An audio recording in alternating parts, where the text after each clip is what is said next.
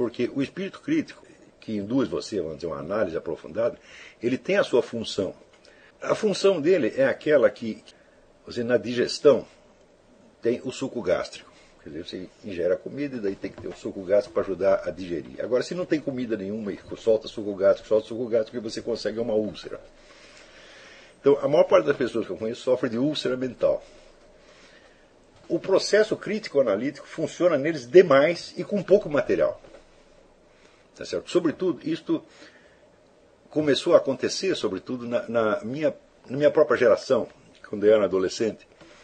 Então, tinha muita gente que dizia que era contra o que se chamava decoreba. Né?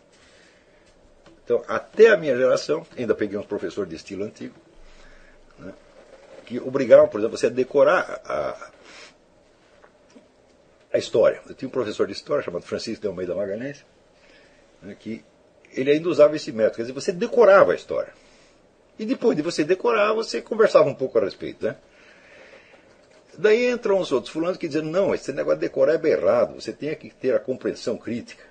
Tá certo? Então daí você lia 2 linhas de história e começava uma discussão que não terminava mais e você acabava não entendendo coisíssima nenhuma. Né? Então, quer dizer, esta aparente apologia da compreensão terminava na total incompreensão. Por quê? Porque você não tinha material para discutir. Você não tinha conhecimento suficiente dos fatos para que a intervenção do espírito crítico analítico pudesse dar algum resultado frutífero. E este é um problema que, vamos dizer, se propagou de tal maneira por toda a sociedade brasileira que hoje, por exemplo, se você abre esses sites de internet, sites de discussão, etc., o que você vê é assim, é um bombardeio de análise crítica em cima do nada. Quer dizer, as pessoas não têm conhecimento do assunto, não têm material memorizado suficiente sobre o qual pensar, não têm experiência vital e estão lá analisando. Isso aí é demência. Então,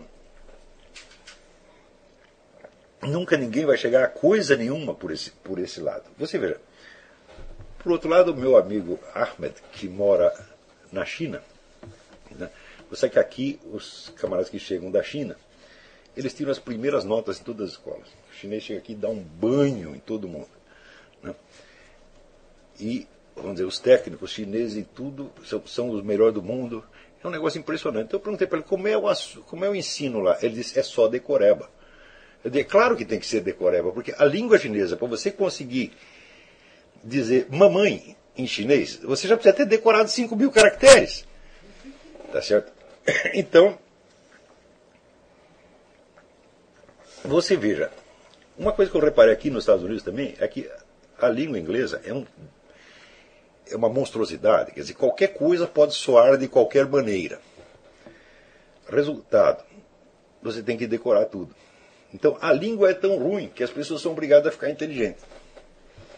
Na língua latina isso não acontece, está tudo arrumadinho, etc. Então você liga no piloto automático, a língua, por assim dizer, ela fala por si mesma.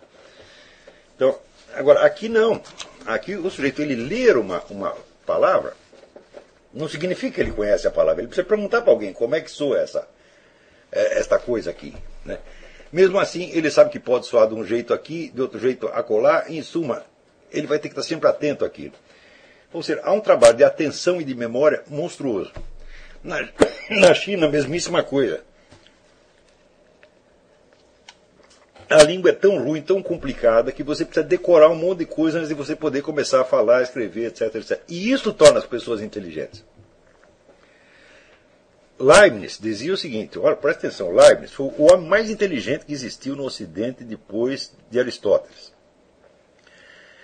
Praticamente não há uma ciência ou um domínio da filosofia onde Leibniz não tenha feito contribuições absolutamente essenciais. Isso aí indo desde a física até a jurisprudência, passando pela história, pela teologia, pela moral, pela química, tudo. Né?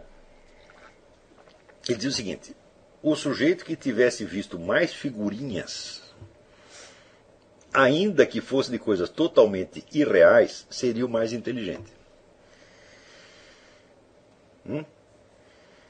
Então, o tempo que vocês ficam analisando coisas, por que vocês não colecionam álbuns de figurinhas?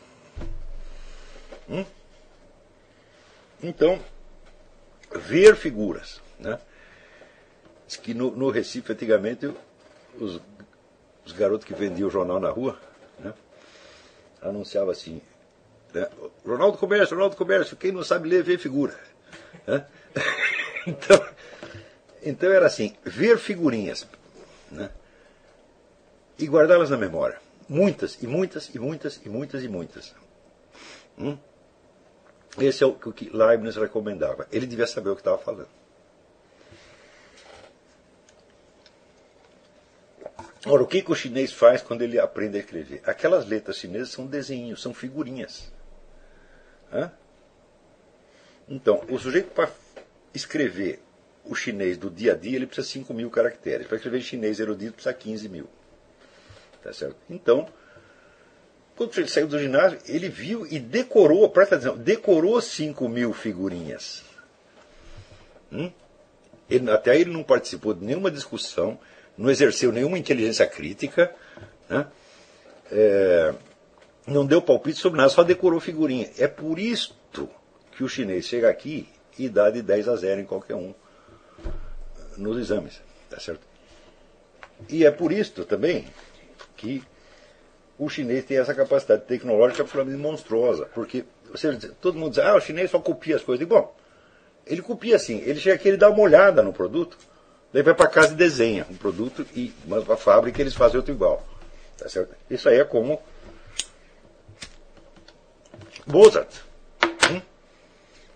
Mozart ia no teatro, ouvia lá a música, chegava em casa e escrevia tudo.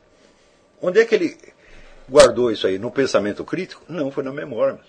Quer dizer, a memória dele estava aberta para aquele negócio e se impregnava de tal modo que aquilo ficava. E ele conseguia reconstituir. Quer dizer, isto é a inteligência. A quantidade de raciocínio crítico que você precisa ter é assim, a proporção é exatamente esta. A quantidade de comida comparada à quantidade de suco gástrico. Agora, hoje em dia o ensino está invertendo.